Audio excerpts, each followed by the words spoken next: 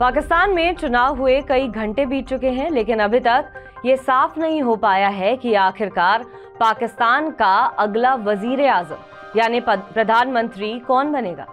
पाकिस्तान के मुस्तकबिल का चिराग कौन जलाएगा। पाकिस्तान को गरीबी, भुखमरी और तंग हाली से कौन बाहर निकालेगा। पाकिस्तान एक बार फिर अपना इतिहास दोहरा रहा है। पाकिस्तान उस दौराहे पर खड़ा है जहां एक बार फिर लोकतंत्र की धज्जियां उड़ाई जा रही हैं, प्रदर्शन हो रहे हैं, गिरफ्तारियां हो रही हैं, लेकिन इस बीच पाकिस्तान की आवाम की नजर में वो शख्स हीरो बनकर उभरा है जिसे सिर्फ 10 महीने पहले घसीटकर जेल की सलाखों के पीछे डाल दिया गया था। वो है पीटीआई के चेयरमैन और पूर्व प्रधानमंत्री इमरान खान। पिछले साल 9 मई को इमरान को सरेआम सड़क पर घसीटकर इस तरह गाड़ी में घुसकर जेल में डाल दिया गया था कि कई अलग अलग मामलों में सजा भी सुनाई गई थी। चुनाव से ठीक 5 दिन पहले 3 अलग अलग केस में 31 साल की सजा हो गई थी। चुनाव आयोग ने इमरान खान से इलेक्शन सिंबल बैट भी छीन लिया था, लेकिन फिर भी 2024 के चुनाव में पीटीआई सबसे बड़ी पार्टी बनकर उभरी है। पीटीआई समर्थक उम्मीदवारों ने सबसे ज्यादा सीटें जीती हैं। आर्टिफिशियल इंटेलिजेंस के जरिए पीटीआई ने इमरान खान की आवाज को चेहरे के साथ मिलाकर वीडियो जारी किया है और जीत के लिए मुबारकबाद भी दी है। अब आपको बताते हैं कि कैसे पाकिस्तान में पीटीआई सबसे बड़ी पार्टी के रूप में उभरी है। पाकिस्तान की कुल 264 सीटों में से इमरान समर्थक को 93, पीएमएलएन नवाज शरीफ को 74, पीपीपी को 54, जेयूआई यानी फजलुर रहमान को 4 और एमक्यूएमएम यानी खालिद मकबूल की पार्टी को 18 और अन्य को 20 सीटें मिली हैं। यानी इमरान के जेल में रहते हुए भी उनके समर्थक निर्दलीय विधायकों ने सबसे ज्यादा सीटें जीती हैं। पाकिस्तान के वरिष्ठ पत्रकार नजम सेठी कहते हैं कि अगर इमरान को सरकार बनाने से रोका गया तो पाकिस्तान में बड़ा संकट खड़ा हो जाएगा। पीटीआई ने अदालतों का सहारा लेकर इस सारे प्रोसेस को जो मिलकर सरकार बनाने की कोशिश हो रही है उसको रोकने की कोशिश की तो घोर संकट की स्थिति बन जाएगी।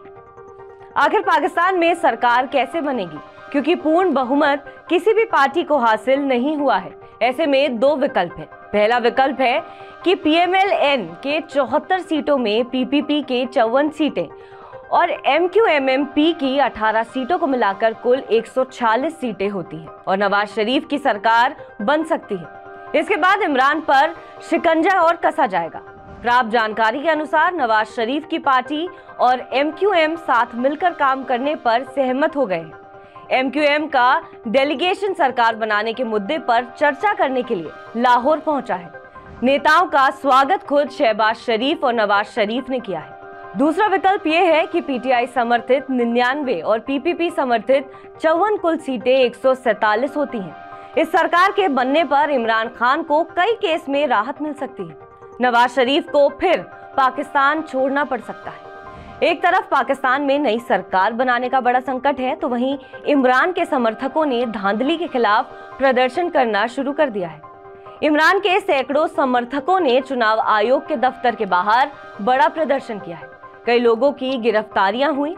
वहीं चुनाव में धांधली के खिलाफ प्रदर्शन करने पर एनए 119 सीट के पीटीआई समर्थक उम्मीदवार शहजाद फारूक को भी पुलिस ने हिरासत में ले लिया है।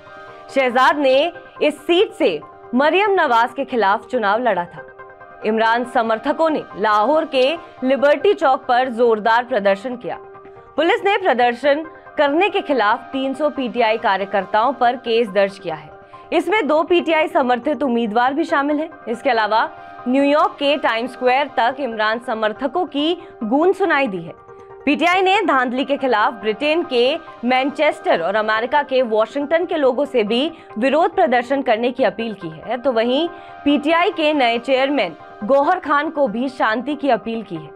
उन्होंने कहा है कि पाकिस्तान तहरीक-ए-इंसाफ यानी केपीके में सरकार बनाएगी। दूसरी ओर पाकिस्तान में हर तरफ यही चर्चा है कि नवाज शरीफ ने अपने पद और रसूख से चुनाव में दखल अंदाजी की है। आर्मी ने इस चुनाव को प्रभावित किया है, तो वहीं कई बूथ पर सेना के कर्नल तक देख गए। इमरान के समर्थक नेताओं का तो यही आरोप है। दूसरी ओर अब इमरान की पार्टी पीटीआई नेशनल असेंबली की 6 सीटों के खिलाफ कोर्ट जाने की तैयारी कर रही है। इमरान के घर के बाहर भारी फोर्स तैनात कर दी गई है। घर के गेट को सील कर दिया गया है और लाहौर के जमा पार्क के पास भारी पुलिस बल भी तैनात किया गया है। दूसरी ओर पाकिस्तान में कहा जाता है कि मुल्क की गद्दी पर वही बैठता है जिसे पाकिस्तान की आर्मी चाहती है। पाक आर्मी से बगावत करते कोई भी पाकिस्तान का वजीर आजम नहीं बन सकता। यही वजह है कि पाकिस्तान का इतिहास कहता है कि आज तक सिर्फ एक ही बार पाकिस्तान में किसी प्रधानमंत्री ने 5 साल का कार्यकाल पूरा किया है। कभी तख्ता पलट कर दिया गया तो कभी प्रधानमंत्री को जेल में डाल दिया गया और इस बार चुनाव में भी पाकिस्तान आर्मी का पूरा दखल दिखाई दिया। वहीं पीटीआई चेयरमैन गौहर खान ने पाकिस्तान के army chief general Asim Munir से मांग की है और वो इमरान समेत पीटीआई के राजनीतिक कैदियों को रिहा करें, क्योंकि आने वाले कुछ घंटे पाकिस्तान के मुस्तकबिल के लिए बहुत मायने रखने वाले होंगे। चुनाव आयोग पर जबरदस्त दबाव है, राष्ट्रपति पर भी बहुत प्रेशर है। आखिर पाकिस्तान में सरकार बनाने के लिए किसे चुना जाएगा? उसे जिसे सबसे ज्यादा सीटें नहीं मिली, या फिर उसे जिसने जेल के अंदर से ही हुंकार भरकर पार्टी सिंबल खत्म हो जाने के बावजूद अपने समर्थन वाले विधायकों को जिता दिया? बहरहाल आपको हमारी खबर कैसी लगी कमेंट सेक्शन पर जरूर बताएं। देश विदेश की तमाम बड़ी खबरों के लिए आप देखते रहिए TV9 भारतवर्ष।